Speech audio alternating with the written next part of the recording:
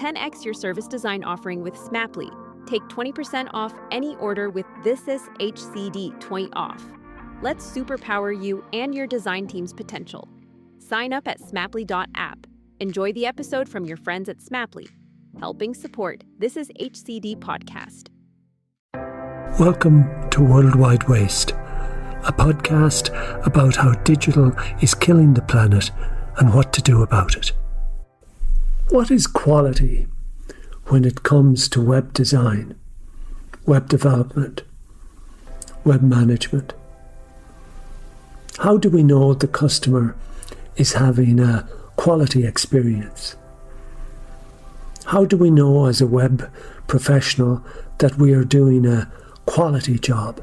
These are questions Karen Peeters, General Manager, Omni-Channel Management at Toyota Europe, has been asking.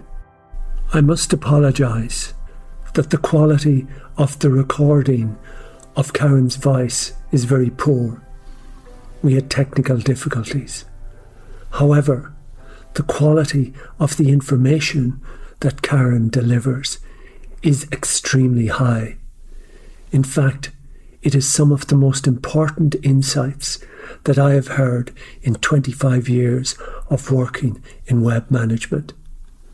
If we focused more on quality and reliability in digital, instead of on quantity and rapid execution, we would create so much less waste.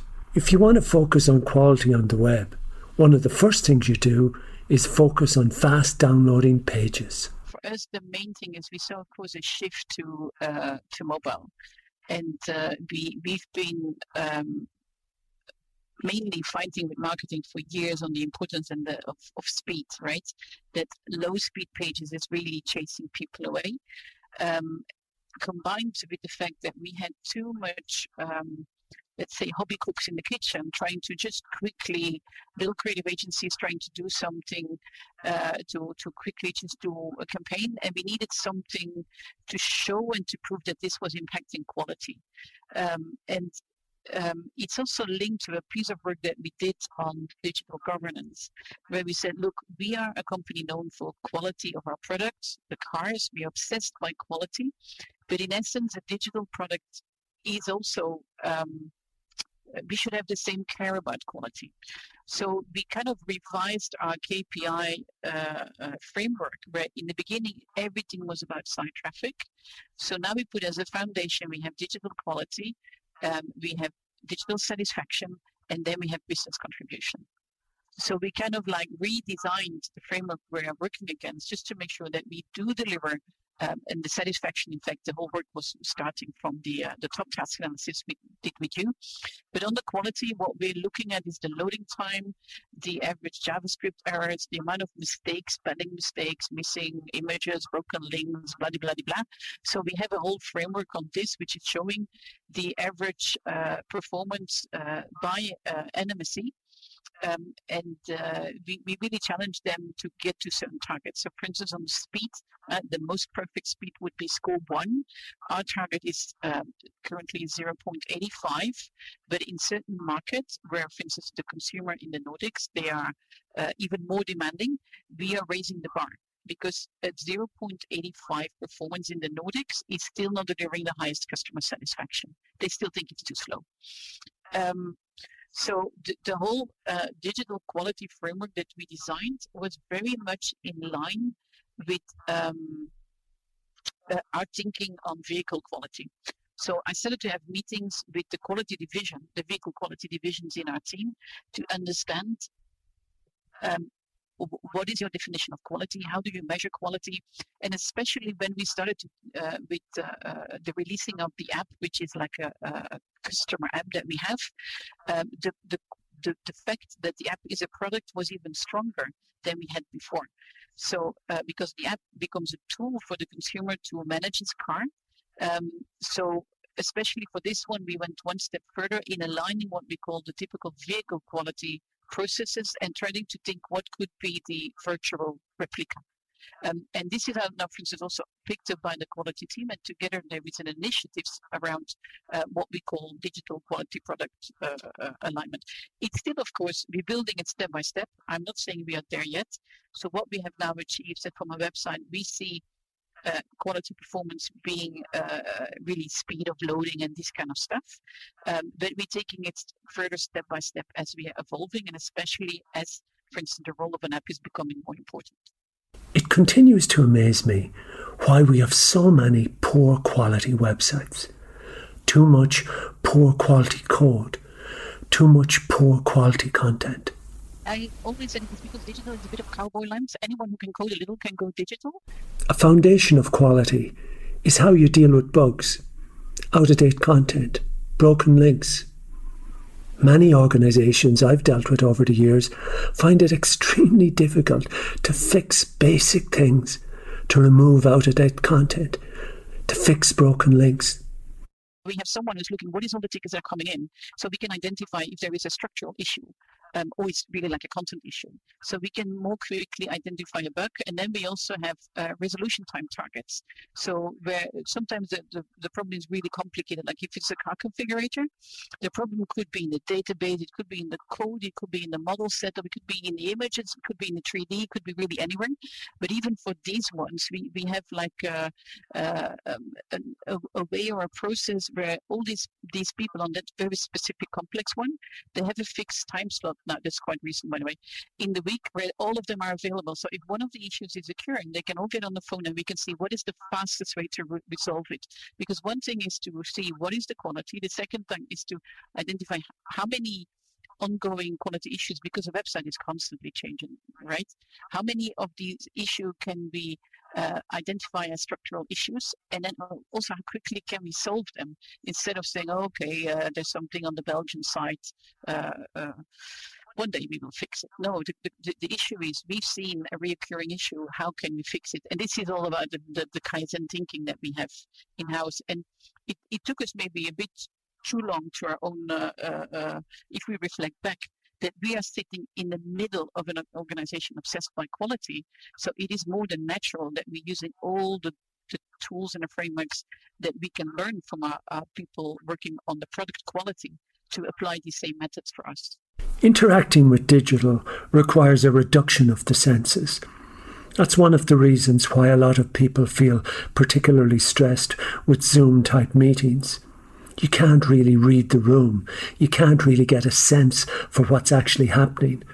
What it forces you to do is really concentrate on listening a lot more. You go to much more singular senses, and that's a real problem. Toyota have been aware of these sorts of issues for years and have been very focused in relation to their metrics in delivering good visualizations of how they show and present data. They recognised that digital metrics in particular are very problematic. It's very difficult to understand what digital data is actually telling you.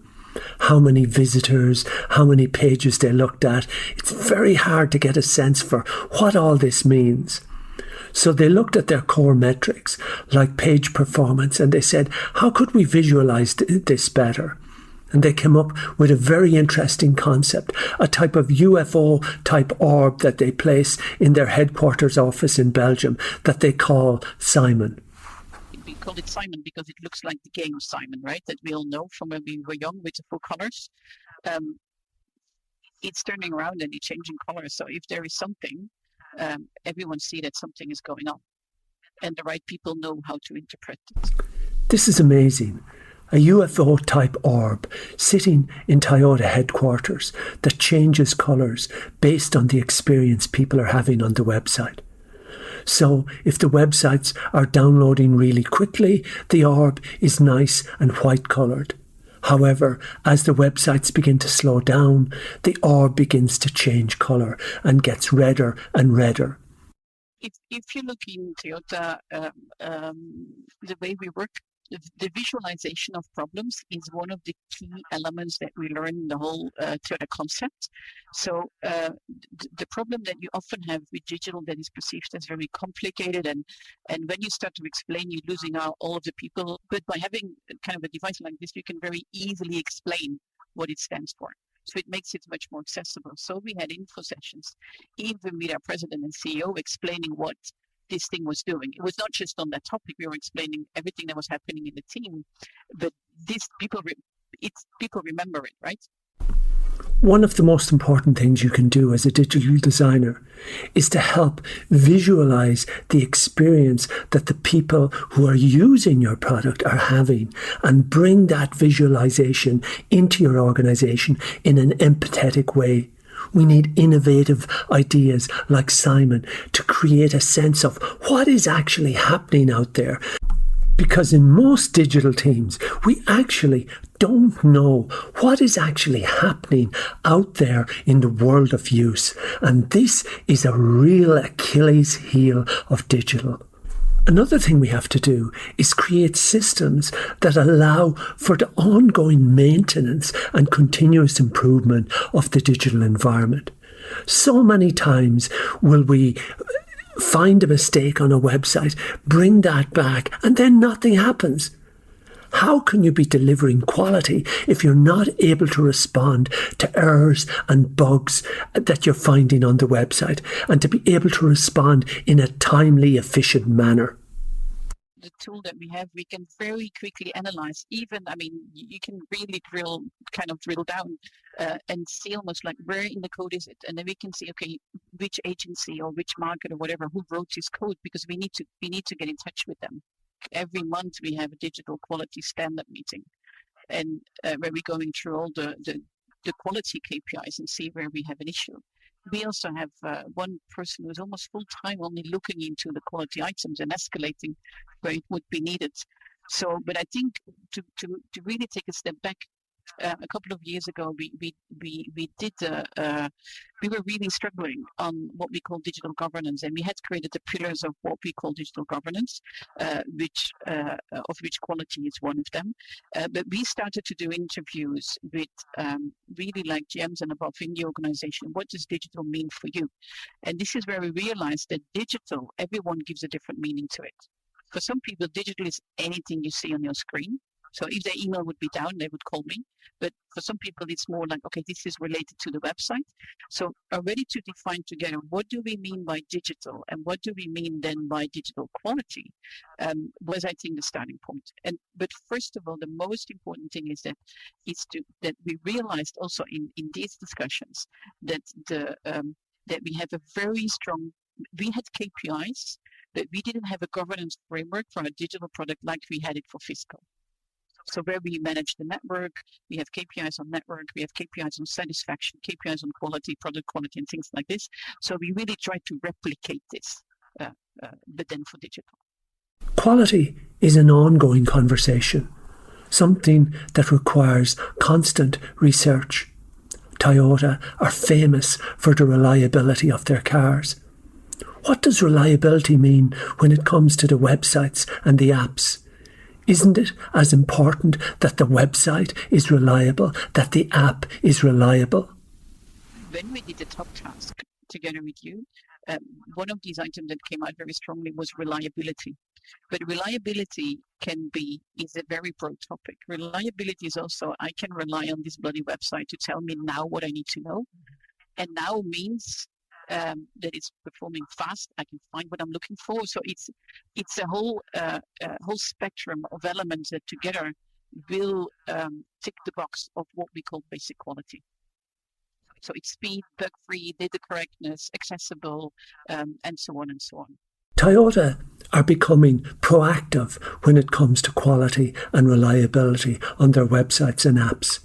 So they're not waiting anymore to discover problems, discover issues, and then go and fix them. They're looking to put in quality control marks in advance to make sure that the best quality web environment is introduced to begin with. Just because of the mobile, we put like the maximum amount of words that can go into a title or in a paragraph, just to avoid that a page which looks good on desktop doesn't look like 1,000 meters long on a mobile. And this is also really kind of useful. And for instance, it gives alerts when you're trying to load an image in a page which is too heavy. I mean, now it is like post-checking, but we are about to move to a new platform, and there we will even block publishing if it's not meeting the quality standard. What does quality have to do with the environment? Well, quality products are products that last. Quality websites tend to be websites that actually deliver basic functional information rather than amazing bells and whistles, than wow moments, than incredibly useless innovation that we find in so much that is digital. Quality and reliability are often more associated with maintenance, and it is this maintenance culture that we need far more in digital than the phony creativity, the phony and useless innovation, the wow factors that so much drive so much of digital decision making. And of course, it's an ongoing conversation. It never ends. We're constantly seeking to incrementally improve and deliver a better experience. At the same time, we're not there yet, right? I mean, having the measurement tool is a starting point. Now we need to make sure that all of our markets are meeting the targets, which is still at the moment not the case. We have more and more markets getting close or meeting the target, but we need to constantly keep working. You need to keep an eye on it. It's like an ongoing effort. If you're interested in these sorts of ideas, I've published a book called Worldwide Waste. You can find out more at gerrymcgovern.com/www. Thank you. I hope you enjoyed this episode, and if you'd like to be part of the conversation or community, hop on over to thisishcd.com, where you can join the Slack community and help shape future episodes and connect with other designers around the world. Or join the HCD newsletter, where you can win books and get updates. Subscribe to our content on Apple Podcasts or Spotify, and listen to any of our design podcasts, such as Getting Started in Design, Bringing Design Closer with Gerry Scullion, or Power of 10 with Andy Polaine, or Decoding Culture with Dr. John Curran, Prod Pod with Adrian Tan, and Ethnopod with Jay Hasbrook. Thanks for listening, and see you next time.